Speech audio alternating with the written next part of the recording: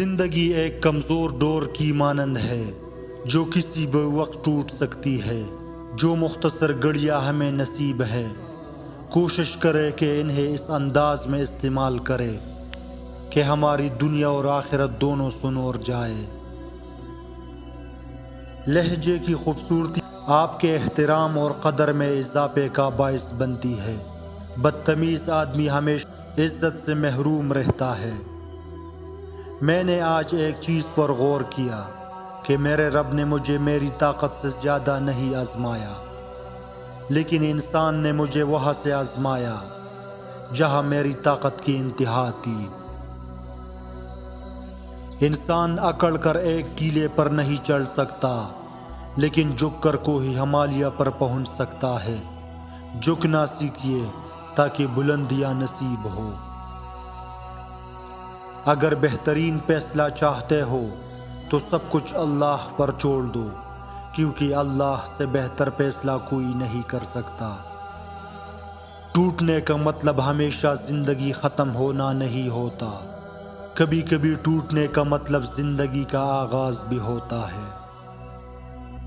ہمیشہ یہ دکھاوا کرے کہ آپ ٹھیک ہے، چاہے زندگی آپ کو کتنی ہی مشکل میں ڈالے۔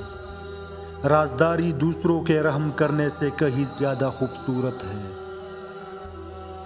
لوگوں کے محل دیکھ کر اپنے آپ کو غریب مت سمجھو، کیونکہ امیر اور غریب کی قبر ایک جیسی ہوتی ہے۔ بس بیکار کی باتوں سے الجھنا چھوڑ دے جو آپ کو اہمیت نہیں دیتے۔ اپنی زندگی میں آپ بھی ان کو سرسری سا شامل رکھیے، آٹے میں نمک کے برابر۔ بس عمر کا تعلق سالوں سے نہیں ہوتا، بعض اوقات انسان این جوانی میں صدیوں پرانا ہو جاتا ہے۔ آغاز پر یقین مت رکھیے، حقیقی الفاظ ہمیشہ آخر میں ہی ادا کیے جاتے ہیں۔ سب سے بہتر سبق وہ ہوتا ہے جو ہم خود چوٹ کھا کر حاصل کرتے ہیں۔ کتابوں اور مشاہدوں سے انسان سیکھتا ضرور ہے، مگر جو بات خود تکلیف سہ کر سمجھ میں آتی ہے وہ کوئی دوسرا نہیں سمجھا سکتا۔ یقین کرے وہ انسان بہت پچھتائے گا جس نے آپ کو چھوڑا ہے اگر آپ یہ دو کام کرتے ہیں۔ پہلا کام، اس کو اپنی کامیابی سے مارو۔